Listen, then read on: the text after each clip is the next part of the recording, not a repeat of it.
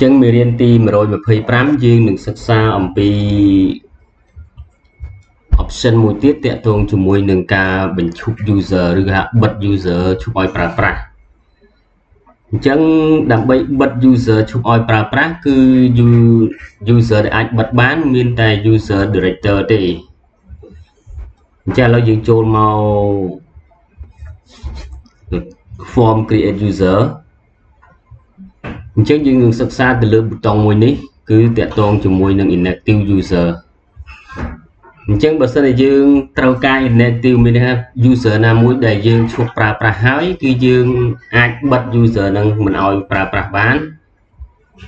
ប៉ុន្តែសូមបញ្ជាក់ថា user ដែលយើង inactive ចោលហើយគឺមិនអាចយកមកវិញបានទេ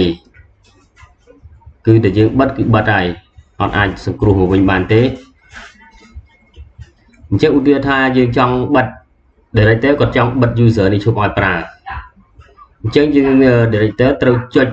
ទៅលើឈ្មោះ user ហ្នឹងហើយបន្ទាប់មកយើងចុចលើពាក្យប៊ូតុងមួយឈ្មោះថា inactive នេះអញ្ចឹងវានឹងបង្ហាញ form inactive មកយើងជ្រើសរើសអញ្ចឹងមានន័យថាកន្លែងនេះយើងដាក់ទៅជា inactive បន្ទាប់មកយើង save អញ្ចឹងនៅពេលដែលយើង save គឺសួរបញ្ជាក់ម្ដងទៀត be careful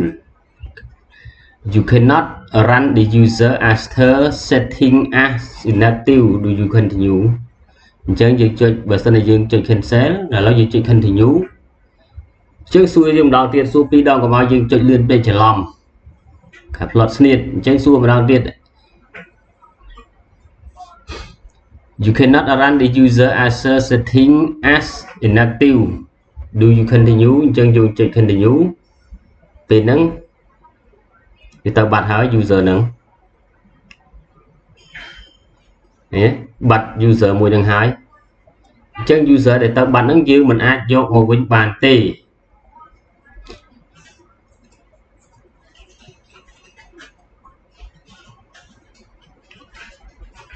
អញ្ចឹងការកំណត់ inactive យើងត្រូវគិតឲ្យច្បាស់ថាតើយើង user មួយហ្នឹងយើងបិទចោលឈប់ឲ្យប្រើឬមួយក៏យ៉ាងម៉េចបើយើងបិទចោលយើងថាយើង inactive គឺ user ហ្នឹងអត់អាចយកមកប្រើប្រាស់វិញបានទេជាពិសេសយើងប្រើវាច្រើនប្រើវាមានប្រសិទ្ធភាពបំផុតនៅក្នុង auto control សម្រាប់ save control វាមិនសូវជាសំខាន់ចាំបាច់ទេតែវាចាំបាច់នៅក្នុង auto control អញ្ចឹងឥឡូវតាក់ទងជាមួយ user ដែលយើងកំណត់លេងឲ្យប្រើនេះគឺយើងបានបិទចោលទៅហើយអញ្ចឹងវាមិនអាចយកវាវិញបានទេអញ្ចឹង user ផ្សេងទៀតដែលយើងចង់បិទចោលដូចគ្នាអញ្ចឹងចំពោះ user ដែលយើងបិទចោលលុះត្រាតែ user នឹងមានទិន្នន័យបើអត់ទិន្នន័យទេវាមិនបាច់បិទទេយើងលុបចោលហ្មងអញ្ចឹងចំពោះការកំណត់ inactive របស់ user គឺយើងមានតែប៉ុណ្្នឹងទេ